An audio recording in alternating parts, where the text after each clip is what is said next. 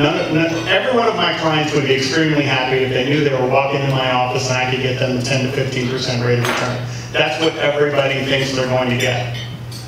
We have to talk to them about, okay, if you want 10, 15% upside, are you okay with 5 to 10% downside? I don't want downside. Okay, well then that's what we need to talk about.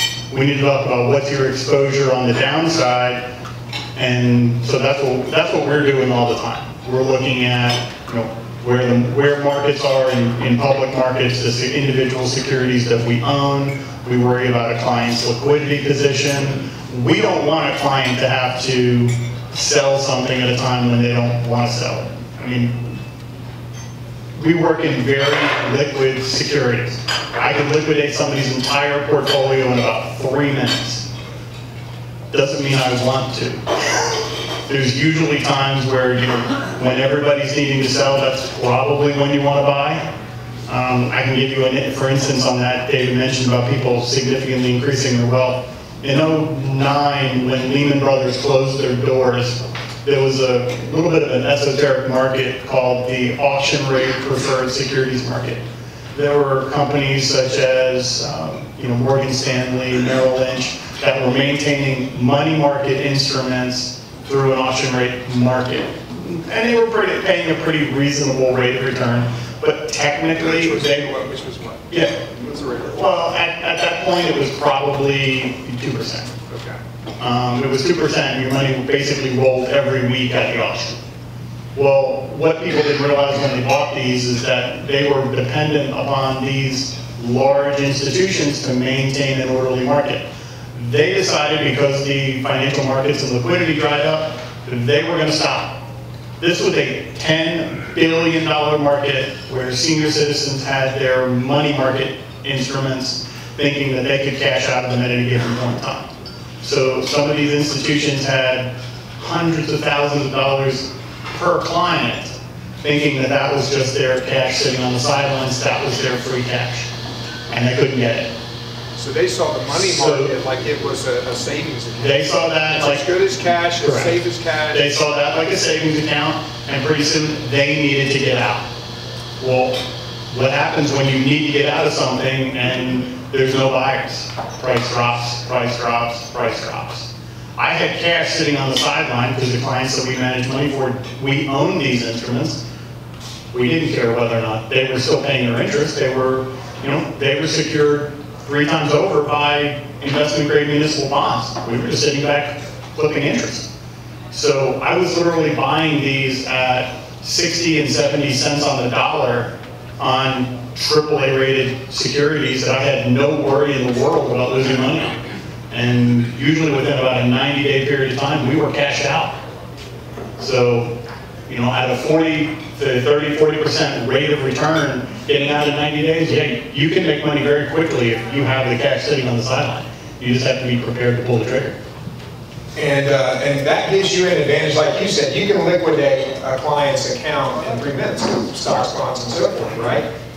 Can't quite do that with real estate, can you? Because the trick with real estate is it's real estate, right? It's real. It is the most illiquid of all assets, right? And so you got to have a buyer if you time it wrong. So let's talk about that. What he's able to do in a context like that.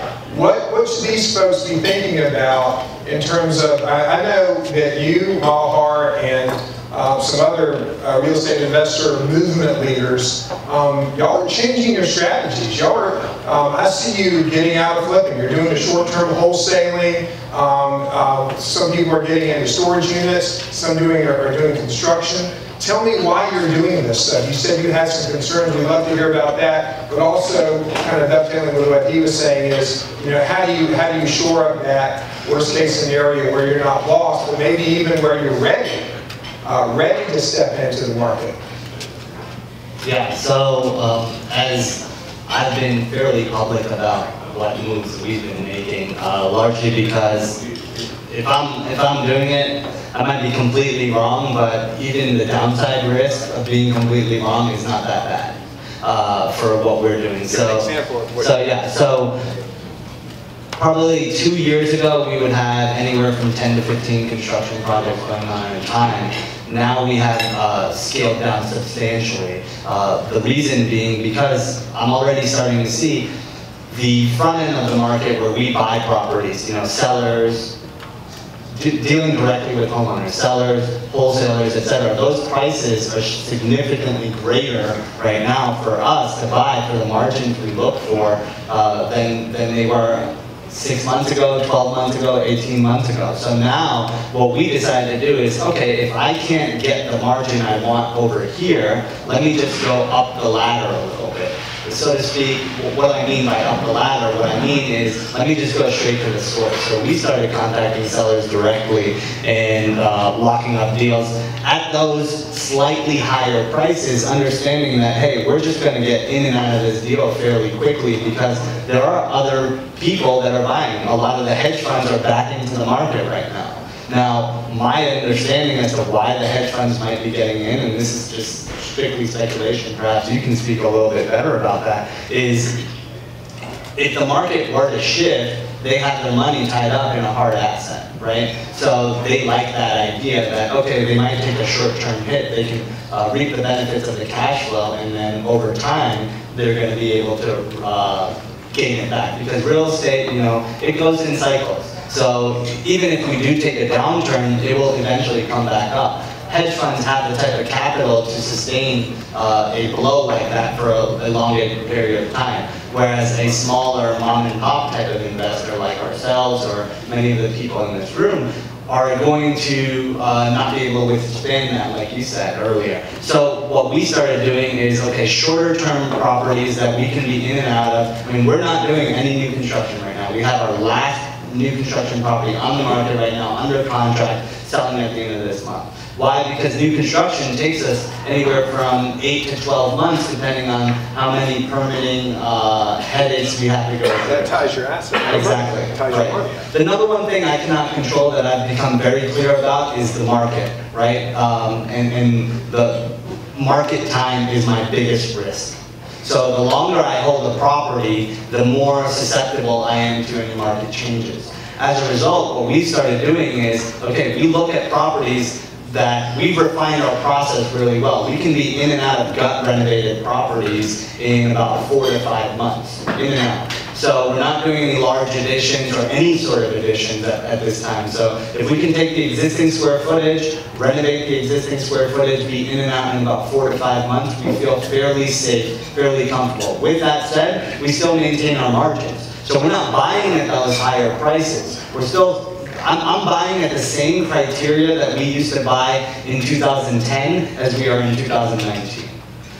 Why? Because you talked about a discipline, right? And that's what it is. I've learned from some of my mentors that you be boring. That always stands out to me. Be boring. Do the same thing over and over and over again. Yes, there's a lot of people paying way more than what I would pay in the marketplace. And then I find out 6, 12 months from now that they're still not done with the project because they wanted to hire the cheapest contractor, couldn't get the job done, and now they're sitting with a half-done project that, you know, a hard money lender has to take back. And then that hard money lender, I've started receiving calls from some of our hard money lenders, and we don't even borrow hard money anymore. But they're calling us because they're like, can you take down these assets from us? And so, obviously, I'm going to buy them at the prices that work for us, right? But when that stuff starts happening, I'm beginning to realize that, hey, there's people overpaying, but they're not successful on the deal. So you're getting more and more of these calls. Yes, and absolutely. that's making you more cautious. Yeah, exactly. Everything that everyone is doing, I pay very close attention to. Now, some people are, in my opinion, not doing the right things, but there's other people that I respect in this industry that I kind of quote-unquote spy on. Everyone knows that I call it spy on, but I want to know what other people are doing because I want to be well positioned to understand, hey, what's going to happen with the market in the next 6, 12 months, right? Great. So what I've been doing is kind of purchasing, not necessarily speculative, however, more educated in terms of purchases on the houses that I do. Traditionally, when back in the 06, 07, and prior to the recession, I was doing, 30, 40 renovations and construction projects a year. And most recently, I had a lender come to me and say, hey, Patrick, if I gave you a $5 million line of credit, could you increase your production right now? And I said, we could, but it doesn't make sense. I'm comfortable with doing, some of the 4 or 5 larger projects that I'm doing currently today because I'm hedging out some of my risk. I do multi-million-dollar houses. I specialize in areas such as Claremont, Druid Hills, Brookhaven, and I'm doing houses for emerging markets, and that's kind of where I stick with, where I know Emory just purchased the Cab Medical, a lot of their C-level executives are moving into the area, the CDC, FBI, FEMA, all those organizations are moving into this particular area, and so that's where I've started to put my footprint, and I'm building for those particular individuals. And so not necessarily as much as speculative deals, but I'm building educated because I have a line on purchasers. We just put a house under contract and closed last week on a house. Within 2 weeks, I have a contract to purchase a $1.2 million house that we haven't even broken ground on as of yet. And so we really have our hands dug into the market where we know where people are trying to buy, and we have a leg up on those buyers, essentially. And then I'm doing projects in areas where I know that without a shadow of a doubt, if I can't get it sold, my backup strategy of that short-term rentals, because a lot of my homes are 5 bedrooms and up, and I'm doing a lot of corporate rentals for people coming into Atlanta for conventions and things of that nature. Great. So, what I'm seeing, so in Drive Planning, we talk about keep more, make more, and live more. And that wealth starts with the keep more, and that's what you're talking about, Boudoir. So it's like, I want to have my money. I want to be in and out where I keep my money, because what is it Warren Buffett says? Number 1 is don't lose money, right? So you don't want to lose money. So here's the thing.